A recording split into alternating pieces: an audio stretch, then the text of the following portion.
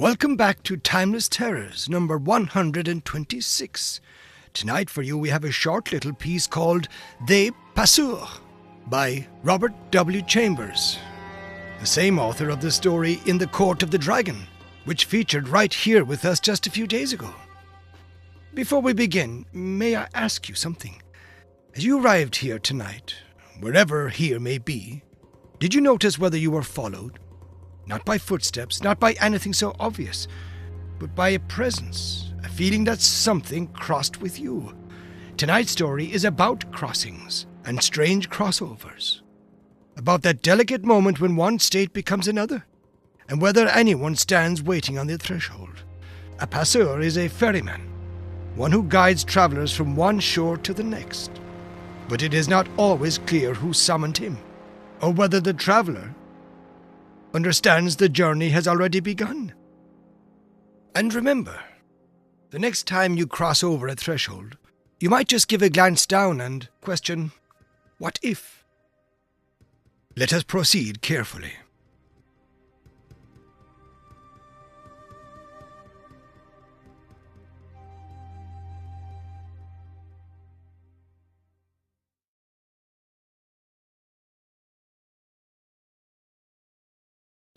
The Passeur, written by Robert W. Chambers. Original year of publication, 1897. This work is in the public domain. Production and narration copyright, 2026. Jonathan Dunne. Because man goeth to his long home, and the mourners go about the streets. Ecclesiastes, chapter 12, verse 5. The King James Bible. When he had finished his pipe, he tapped the briar bowl against the chimney until the ashes powdered the charred logs smouldering across the andirons. Then he sank back in his chair, absently touching the hot pipe bowl with the tip of each finger until it grew cool enough to be dropped into his coat pocket. Twice he raised his eyes to the little American clock ticking upon the mantel. He had half an hour to wait. The 3 candles that lighted the room might be trimmed to advantage. This would give him something to do. A pair of scissors lay open upon the bureau, and he rose and picked them up. For a while he stood dreamily shutting and opening the scissors, his eyes roaming about the room. There was an easel in the corner, and a pile of dusty canvases behind it. Behind the canvases there was a shadow, that grey, menacing shadow that never moved. When he had trimmed each candle, he wiped the smoky scissors on a paint rag and flung them on the bureau again. The clock pointed to 10. He had been occupied exactly 3 minutes. The bureau was littered with neckties, pipes, combs and brushes, matches, reels and flybooks, collars, shirt studs and a new pair of Scotch shooting stockings and a woman's work basket. He picked out all the neckties, folded them once and hung them over a bit of twine that stretched across the looking-glass. The shirt studs he shoveled into the top drawer along with brushes, combs and stockings. The reels and flybooks he dusted with his handkerchief and placed methodically along the mantel shelf. Twice he stretched out his hand toward the woman's work basket, but his hand fell to his side again, and he turned away into the room staring at the dying fire. Outside the snow-sealed window, a shutter broke loose and banged monotonously until he flung open the panes and fastened it. The soft, wet snow that had choked the window panes all day was frozen hard now, and he had to break the polished crust before he could find the rusty shutter hinge. He leaned out for a moment, his numbed hands resting on the snow, the roar of a rising snow squall in his ears. And out across the desolate garden and stark hedgerow he saw the flat black river spreading through the gloom. A candle sputtered and snapped behind him. A sheet of drawing paper fluttered across the floor, and he closed the panes and turned back into the room, both hands in his worn pockets. The little American clock on the mantel ticked and ticked, but the hands lagged, for he had not been occupied 5 minutes in all. He went up to the mantel and watched the hands of the clock. A minute, longer than a year to him, crept by. Around the room the furniture stood ranged. A chair or two of yellow pine, a table, the easel, and in one corner the broad curtained bed. And behind each lay shadows, menacing shadows that never moved. A little pale flame started up from the smoking log on the andirons. The room sang with the sudden hiss of escaping wood gases. After a little, the back of the log caught fire. Jets of blue flared up here and there with mellow sounds like the lighting of gas burners in a row. And in a moment a thin sheet of yellow flame wrapped the whole charred log. Then the shadows moved. Not the shadows behind the furniture, they never moved, but other shadows, thin, grey, confusing, that came and spread their slim patterns all around him, and trembled, and trembled. He dared not step or tread upon them. They were too real. They meshed the floor around his feet. They ensnared his knees. They fell across his breast like ropes. Some night, in the silence of the moors, when wind and river were still, he feared these strands of shadow might tighten, creep higher around his throat and tighten. But even then he knew that those other shadows would never move, those grey shapes that knelt crouching in every corner. When he looked up at the clock again, 10 minutes had straggled past. Time was disturbed in the room. The strands of shadow seemed entangled among the hands of the clock, dragging them back from their rotation. He wondered if the shadows would strangle time, some still night when the wind and the flat river were silent. There grew a sudden chill across the floor. The cracks of the boards let it in. He leaned down and drew his sabots toward him from their place near the andirons, and slipped them over his chaussons. And as he straightened up, his eyes mechanically sought the mantel above, where in the desk another pair of sabots stood. Little, slender, delicate sabots, carved from red beech. A year's dust grayed their surface. A year's rust dulled the silver band across the instep. He said this to himself aloud, knowing that it was within a few minutes of the year. His own sabots came from Mort Dieu. They were shaved square and banded with steel. But in days past he had thought that no sabot in Mort Dieu was delicate enough to touch the instep of the Mort Dieu Passeur. So he sent to the shore lighthouse, and they sent to Lorient, where the women are coquettish, and show their hair under the coif, and wear dainty sabots. And in this town where vanity corrupts, and there is much lace on coiffure and collerette, a pair of delicate sabots was found, banded with silver and chiseled in red beech, stood on the mantel above the fire now, dusty, untarnished.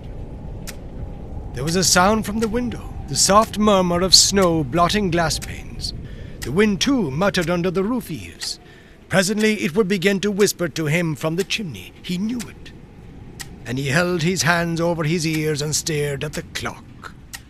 In the hamlet of Mort Dieu, the pines sing all day of the sea secrets. But in the night the ghosts of little grey birds fill the branches, singing of the sunshine of past years. He heard the song as he sat, and he crushed his hands over his ears. But the grey birds joined with the wind in the chimney, and he heard all that he dared not hear, and he thought all that he dared not hope or think, and the swift tears scalded his eyes. In Mort Dieu the nights are longer than anywhere on earth. He knew it. Why should he not know? This had been so for a year. It was different before. There were so many things different before. Days and nights vanished like minutes then. The pines told no secrets of the sea, and the grey birds had not yet come to Mort Dieu. Also, there was Jeanne, Passeur at the Carmes. When he first saw her, she was poling the square, flat-bottomed ferry skiff from the Carmes to Mort Dieu. A red handkerchief bound across her silky black hair, a red skirt fluttering just below her knees. The next time he saw her, he had to call to her across the placid river. "Away! Away, Passeur!" She came, poling the flat skiff, her deep blue eyes fixed pensively on him, the scarlet skirt and kerchief idly flapping in the April wind. Then day followed day when the far call, "Passeur!"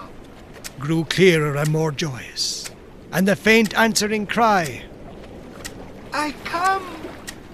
rippled across the water like music tinged with laughter. Then spring came, and with spring came love. Love carried free across the ferry from the Carmes to Mort Dieu. The flame above the charred log whistled, flickered, and went out in a jet of wood vapor, only to play like lightning above the gas and relight again.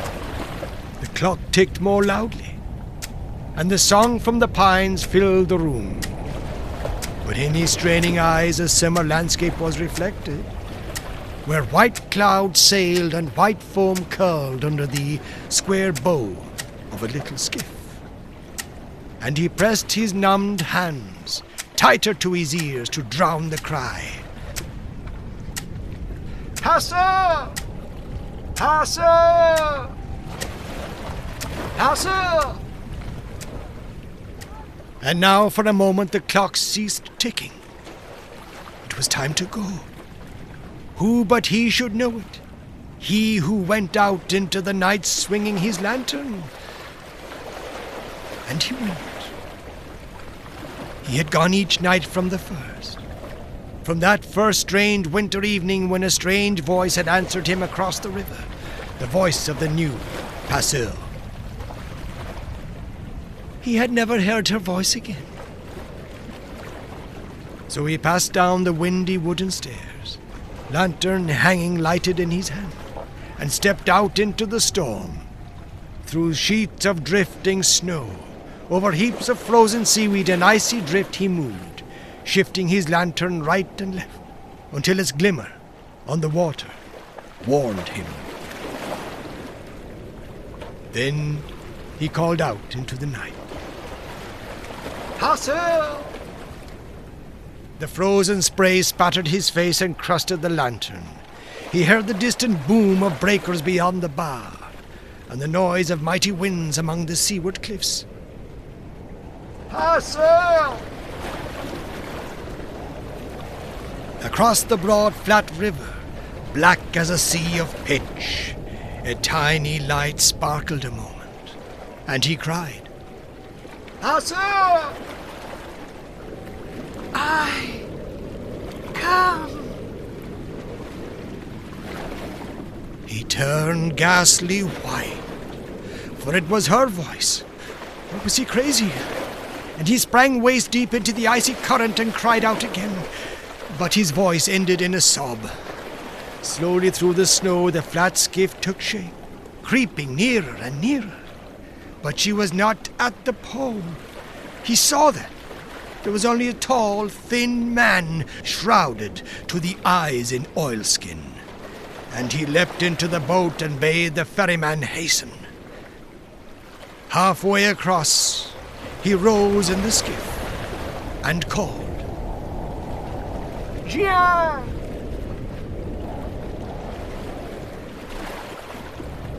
"Jean!" But the roar of the storm and the thrashing of icy waves drowned his voice. Yet he heard her again, and she called to him by name. When at last the boat grated upon the invisible shore, he lifted his lantern, trembling, stumbling among the rocks, and calling to her, as though his voice could silence the voice that had spoken a year ago that night. And it could not. He sank shivering upon his knees, and looked out into the darkness, where an ocean rolled across a whirl. Then his stiff lips moved, and he repeated her name. But the hand of the ferryman fell gently upon his head. When he raised his eyes, he saw that the ferryman was death.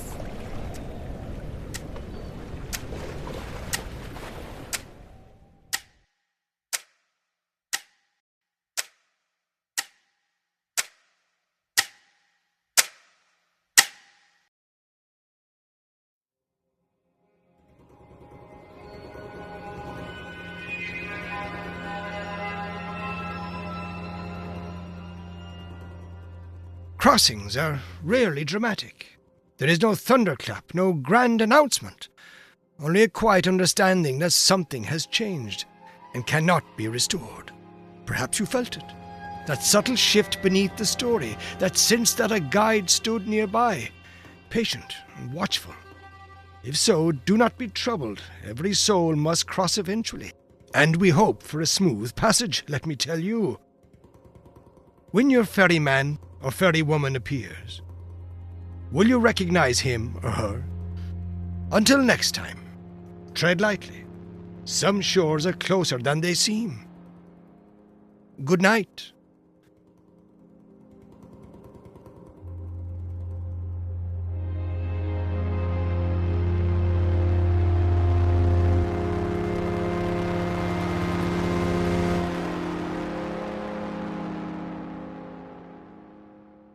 This has been The Passeur, written by Robert W. Chambers, narrated for you by Jonathan Dunne.